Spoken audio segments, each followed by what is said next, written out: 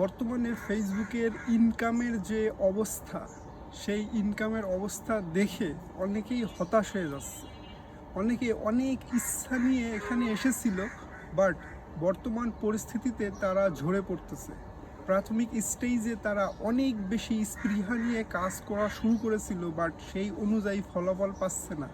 যার কারণে ফেসবুকের যেমন ইনকামটা কমে গেছে, তেমনি রিস্ক কমে গেছে, তেমনি এঙ্গেজমেন্টও কমে গেছে। যার কারণে তারা নতুন নতুন কোনো কন্টেন্ট আপলোড করতে সাহস পাচ্ছে না, আবার সেই ধরনের উৎসাহও পাচ্ছে না।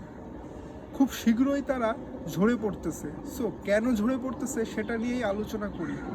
সো প্রথমে বলে রাখি যে বড় বড় কন্টেন্ট ক্রিয়েটরদের যে অতিরঞ্জিত কন্টেন্ট তৈরি করার মাধ্যমে অনেক মানুষ ফেসবুকে পদার্পণ করতেছে। কেউ কন্টেন্ট মনিটাইজেশন পেলে তাকে দাঁড়া করায় বলতেছে যে এই ব্যক্তি সোনার হরিণ পেয়েছে, এখন অনেক টাকা ইনকাম করবে। এখন এদের দেখাদেখিতে অনেক মানুষ ফেসবুকে পদার্পণ করে এসে দেখে গড়ের মাঠ ফাঁকা।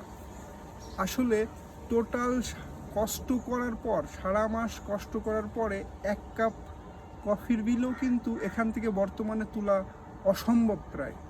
হ্যাঁ, যাদের lakh lakh million million follower রয়েছে তাদের ক্ষেত্রে আলাদা, কিন্তু যারা নতুন ইউজার, যারা 10,000, 20,000 বা 30,000-এর মতো ফলোয়ার আছে, তাদের কিন্তু অনেক কষ্ট করতে হচ্ছে টাকা তুলতে। কারণ বর্তমানে খুবই খারাপ অবস্থা, যেখানে অনেকেই হতাশ হয়ে ঝরে পড়তেছে। সো আমি অতিরঞ্জিত কথা বলবো না, আমি বাস্তবতার কথা বলবো। আমি নিজেও যেরকম 10,000+ ফলোয়ারের মালিক। সো এখানে কিন্তু কাজ আপনি যত ভালোই বর্তমানে কন্টেন্ট তৈরি করেন না কেন, তেমন একটা কিন্তু ভিউ হচ্ছে না। হ্যাঁ, অল্প কিছু কন্টেন্ট ক্রিয়েটার, তারা যারা অলরেডি ফেমাস হয়ে গেছে, ভাইরাল হয়ে গেছে, তাদের ক্ষেত্রে আলাদা। বাট নতুন ইউজাররা কিন্তু প্রচুর পরিমাণ হতাশায় ভুগতেছে। কারণ রিস্ক লাল, এঙ্গেজমেন্ট লাল, ফলোয়ার লাল, ইনকামের যদি কন্টেন্ট মনিটাইজেশন পেয়েও থাকে সেটাও লাল। সো যার কারণে আপনি যে অনেক কষ্ট, অনেক পরিশ্রম করে একটা ভিডিও মেক করেন, অনেক কষ্ট করে একটা কন্টেন্ট তৈরি করেন, কার জন্য? আপনার অডিয়েন্সের জন্য। সেই অডিয়েন্সই যদি না দেখে, সেক্ষেত্রে আপনার সব কিছুই তো লাল হবে। কারণ রিচটা হচ্ছে ফেসবুকের কাছে, এঙ্গেজমেন্ট ফেসবুকের কাছে, সব কিছুই ফেসবুকের কাছে। এখন আপনি তো জাস্ট কষ্ট করতেছেন, ভিডিও আপলোড করতেছেন। এখন কন্টেন্টটা যদি সঠিক মানুষের কাছে না পৌঁছায়, সেটা তো কার দায়ভার কার? আমি তো আমার 100% দেওয়ার চেষ্টা করতেছি।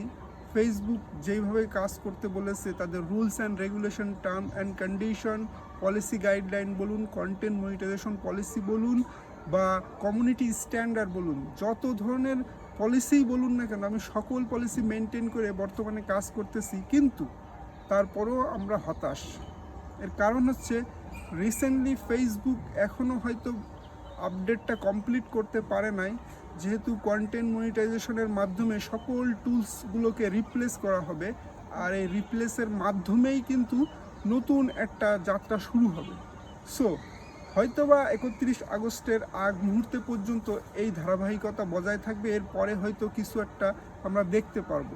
এর মানে এই নয় যে ফেসবুকে কিন্তু সবসময় এমনই থাকবে, তা কিন্তু নয়। আপনারা যারা নতুন ইউজার, আপনারা যারা কন্টেন্ট মনিটাইজেশন পেয়েছেন, ইনকাম করতে পারতেছেন না, তাদের উদ্দেশ্য করে বলতেছি, আপনারা ধৈর্য ধারণ করুন, আপনারা কাজ চালাই যান। আর এটাকে পেশা হিসাবে নেওয়ার কোনো প্রয়োজন নেই। এটাকে আপনারা সাইড হিসাবে নেন, যে আপনি অন্য একটা জব করতেছেন, তার পাশাপাশি এটাকে আপনি টাইম পাস হিসাবে নিতে পারেন। বা অতি উৎসাহ নিয়ে কাজ করার কোনো প্রয়োজন নেই। বর্তমান পরিস্থিতিতে আপনাকে যতটুকু সময় পাবেন ততটুকু সময় ব্যয় করে আপনি কাজ করে যান। অতিরিক্ত সময় এখানে ব্যয় করে সারা দিন রাত দিন 24 ঘন্টার মধ্যে আপনি 12-18 ঘন্টা পড়ে থাকার কোনো প্রয়োজন নেই। আপনি যতটুকু সময় পান, আপনি নর্মালি আগে ফেসবুক যেভাবে ইউজ করতেন, প্রফেশনাল মুড ব্যবহার না করার আগে, ঠিক সেইভাবে আপনি ব্যবহার করেন যতটুকু সময় পান। আশা করা যায় এই বর্তমান পরিস্থিতিটা খুব শীঘ্রই চলে যাবে। আর ফেসবুকের যেই গোল্ডেন এইজ যেটাকে বলা হয়, সেই এজটা খুব শীঘ্রই ফিরে আসবে। সো আপনারা ধৈর্য ধারণ করুন, কাজ করে যান, 100% এখান থেকে আপনারা সফলতা পাবেন। কেন বলে সবাই? কারণ প্রত্যেকটা কাজের পিছনেই কিন্তু ধৈর্যের প্রয়োজন। আর যার যত বেশি ধৈর্য আর যে যত বেশি পরিশ্রম করতে পারবে সেই কিন্তু সফলতার মুখ দেখে। সো আজকের ভিডিওটা এই পর্যন্তই। ধন্যবাদ সবাইকে।